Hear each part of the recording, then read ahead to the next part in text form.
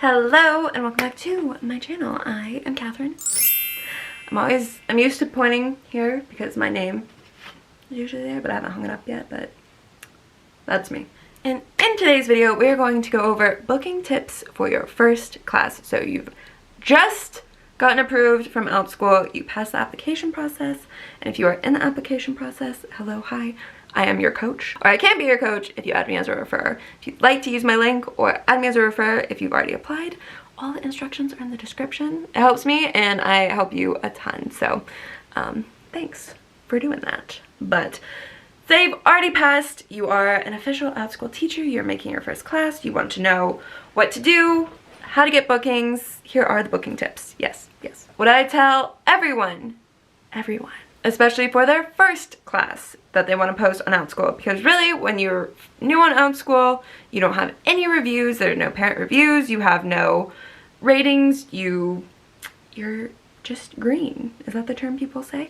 I say the first place to go to decide on classes that you want to make is go to the email that Outschool sends on Sundays. They usually send it every Sunday. I feel like they've skipped a couple, sometimes they skip a couple Sundays, but if not, just like message the Outschool people. Just go to outschool.com, a little chat box will pop up, say, hey, where can I get that student class request list? And they'll just, I'm sure they will help you. They're very helpful, so definitely check that out. Go to that list. When I first started, I went through that entire list and I read every single one, and I had a notebook and I had 2 full pages of ideas after I went through that list. And from there, I decided on a couple classes straight from that list that I wanted to do, and that is important. Why was that important, or why do I say that? Is because those are class requests straight from the student's mouth or the parent's mouth. These are classes they are dying to take, they want someone to make this class for them so that they can sign up and possibly bring their friends to sign up too. I've seen it happen, it's happened to me. So definitely start there. Even if you have a ton of great ideas in your head, there's so many classes you want to make that are all your own ideas, 1000% definitely make them. But especially when you're first getting started, go to that list because they've already requested it. You are responding to a request. And also when you do this class, hit the respond to this class, or, you know, request to make this class. There's a little blue thing at the end. You just click that and then it will take it Outschool where you can create this class.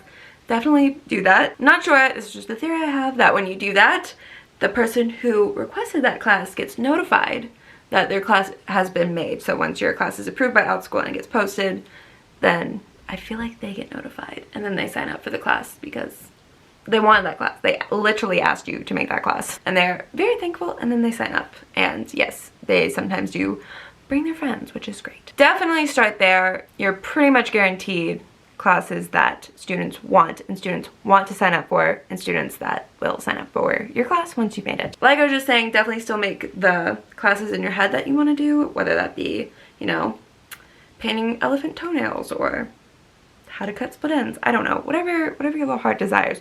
But just keep in mind that not every class idea is going to be a hit or a hit off the bat. So what do I mean by that? A lot of people who watch my videos, I think, came from TikTok. Sorry, my cat is like distracting. Because on my TikTok, I talk about how you can make classes on Harry Potter, or classes on The Office, classes on different TV shows and movies, and you 1000% can. But just keep in mind that the kids signing up for your classes are under 18, and they may not have the same love or appreciation for that movie or show like you do. For example, I have a class about The Office. I love The Office. The Office is my absolute favorite show in the entire world. I watch it daily. It's a great show. It's a very comforting, wonderful show. Now, I've been watching The Office since I was 12 or 13, and now I'm 26. So yeah, I freaking love The Office. The Office has been off the air for at least 8 years now. So all the kids on Outschool who are under 18, because they are all under 18, some of them do like The Office, some of them love The Office, some of them have requested classes about The Office. However, my Office class was not as big of a hit as I thought it would be. I thought it would fill up like my Harry Potter classes. I thought it would have a cult following like my Harry Potter classes. It does not. I've had a few people go through and we've had fun, but I just don't enjoy teaching that class anymore. I have a whole video on stud classes that I have, so stick around for that. Actually subscribe so you don't miss that video. So for example, if you love I Love Lucy, Dick Van Dyke, and you want to make classes on those, I love those shows, you 1000% can. However, just remember that your audience is under 18, okay? They probably don't know what Dick Van Dyke is, they probably don't know what I Love Lucy is. That class may not be super popular or as beloved and loved as you think it should be. That's how I feel about The Office class. Like, I would die to take this class, but you know, 14-year-olds these days are more into Roblox or Minecraft or I don't know what shows, but anyway. So you kind of have to get into the mind of a 12 to 14-year-old Gen Z person right now. What do they like? What are they into? And make classes based on that. I keep telling myself I'm going to learn what the heck Minecraft is because I feel like that's half the requests and I have no idea what Minecraft is. But yeah, just get into their mind because even though you love I Love Lucy, they probably have never seen I Love Lucy, which is heartbreaking, but another video, another time. Hello, it's Editing Catherine. I forgot one really helpful tip, and that is keep your classes, your one-time classes, anywhere, I would say the longest, make them 40 to 50 minutes. You can definitely make them shorter. You know, of course, if you want to do a 25-minute class or a 30-minute class, it's totally fine, but I would not do a class past 50 minutes. Why? Because students actually have a very jam-packed schedule. I've had many students who are like, Catherine, I have to leave a couple minutes early because I have another class, you know, starting at the hour. So definitely end it at, I typically keep mine around 45 minutes, just so in case, you know, we're going over a little bit, I have that a little bit of leeway to finish my class and also give them a little break before they start their next class or they have a different activity or maybe they have to go to, you know, their sports practice or something.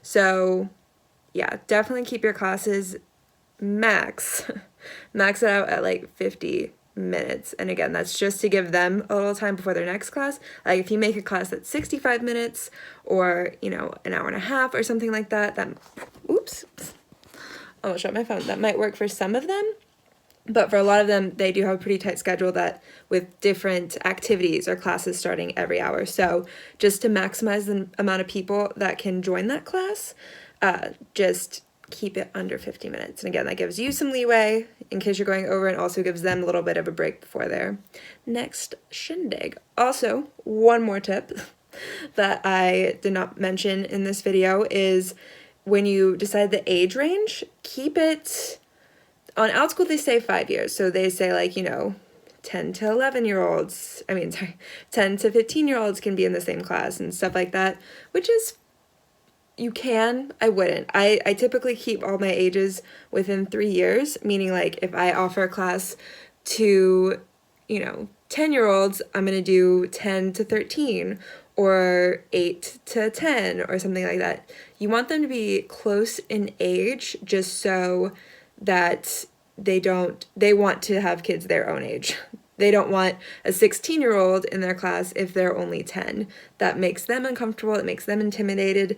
Plus, like, the 16-year-old also doesn't want to be in a class with a 12-year-old, you know? So try and keep the ages as close together as possible. Again, I typically do about 3 years just to make sure that they're with students their own age. And I keep thinking of tips. I don't know why I didn't think of these tips on this day, but Editing Catherine thought of it all. So, and my last thing is, I just forgot it. Oh, yes. My last thing is, although, you know, although students on Outschool are under the age of 18, you know, the max age is 18, most students, and I've read this somewhere, I don't have concrete proof at the moment, but word on the street is that most students are under the age of 14. So try and gear your classes more towards students who are under 14. Of course, you can have classes, you know, for 15 to 18-year-olds and stuff like that, but to really get the most out of Outschool and just to, you know, really capitalize on bookings if that's what you're going for, I suggest having classes that serve kids that are under the age of 13 or 14, because that's where those are the ages that most students are taking classes on Outschool. So yes, back to ridiculously glammed Catherine. on, I think I filmed that on a Tuesday, and I just like makeup. Let me live my life. So anyway, back to her. My other suggestion is to have just a variety of different classes. Just because you make 2 classes on, you know, a TV show and you make another class about, you know, Animal Crossing, that's great, and I know you put time and effort into that or else it wouldn't get published, but, you know, sometimes these things just don't stick. You have to try and make a variety of different classes. Maybe make a math class, maybe make a reading class, maybe make a class on how to plant a flower. Have a variety of different classes. For me, I had a reading class, I had a Harry Potter class, I had an improv class. Harry Potter and improv are kind of similar, you know, that's the same kind of subject as acting, film, whatever you want to call it. But I learned that, you know, my Harry Potter and improv class performed way better than my reading class did, another dead class. So I've just kind of taken that information and ran with it. So I've made more improv classes. Yeah, not sure what to do about the Harry Potter class. If you don't know what I'm talking about, watch this video or that video, whichever side it comes up on. And see what the deal is about teaching Harry Potter on Outschool, because my class has been unlisted now based on the new rules, and I can either change it or just leave it. So anyway, watch that video if you're interested, but yeah, just have a variety, see what works and see what doesn't. You'll probably be surprised at what students sign up for. Another way to get bookings is just to share your link on your social media. So you can go on Facebook and share, hey, you know, I'm teaching an improv class next Thursday. I would love, you know, if you're interested, please sign up for Outschool. Here's the link, blah, blah, blah. There you go. I've never done that personally, but I'm considering it. I read on one Facebook group that this lady shares her classes on her social media and she makes a killing that way. So, you know, don't knock it till you try it. Whatever works. That's not mandatory. You don't have to share if you don't want to. I've never shared, but if you want bookings, try everything, you know, see what works. Because really at the end of the day, all of this is an experimentation. You have to see what works for you. No one's journey is the same. I actually made a whole video about this just 10 minutes ago about, you know, becoming full-time on Outschool. How long does that take? And if you're interested in watching that video, voila, there's those time cards again. Yeah, you're welcome. Video for every question. What works for someone may or may not work for you, so just try it out and see if it does. And also, just because it doesn't work that one time you did it doesn't mean it's not going to work again. Another key here is consistency. So just be consistent, keep pushing out classes, keep doing your best, keep, you know, sharing your link if you want to do that, and you will get students who come to your classes and enjoy you and then sign up for other classes. Also, for your first time class, I highly recommend doing a one-time class, especially if you are new to the platform, you have no idea how Outschool works. Definitely do a one-time class. They are very easy, very concise to get approved through Outschool, because you have to make a whole class, get it approved. Once it's approved, it's on the world. You make, you know, put it on your schedule, kids sign up for it, and then it's kind of a one and done deal. It's a really great way to get students in, you know, because like I said, if you're new, you've never made a booking before, you have no reviews, you have no stars, they have nothing to base you off of, so they don't want to sign up for a multi-day class and pay, what, $150, $200 for, you know, a teacher that doesn't have any reviews, that there's no review in the class, they don't know if this is good or not, or an ongoing class. They don't want to get stuck in an ongoing subscription, which they can opt out anytime, but they don't want to get stuck in an ongoing subscription if they don't enjoy the class, if they don't like it, if the teacher isn't good, which you are good, but that's what they're thinking when they don't see any reviews. They're like, well, we don't know. So, but yeah, a one-time class is definitely the way to go, because they can just sign up, you know, for $8 or $10, take your class, see what you're like, see what your teaching style is like, and if they like you, they definitely come back. Trust me. And if they don't, well, they don't, or they come back later. They don't care. But it's less of an investment for them if it's a one-time class to just, you know, put in $10, whatever happens happens, rather than a multi-day class or an ongoing class where they're putting in like 3 figures. Does anyone say 3 figures? I don't know, but they're putting in a couple $100s for something they're not sure is even good, or if they even like it. Here's a turtle. I keep picking up my VIP kid props. And like I was saying, just keep trying. Consistency, commitment, consistency, is key to literally anything in life. If you want to get better at anything, you need to be consistent and you need to commit. So yeah, just commit to making classes, improving on classes, offering classes different ways, i.e. instead of multi-day, do ongoing, or one time, whatever. You get what I'm saying. Go listen to the tips I just talked about. And just be consistent. Just check in every day, see what you can do better. Always work on improving yourself and you will get there. You will get students much faster than you think. If you have any video requests, leave them down below. Very helpful for me to know what you want to know.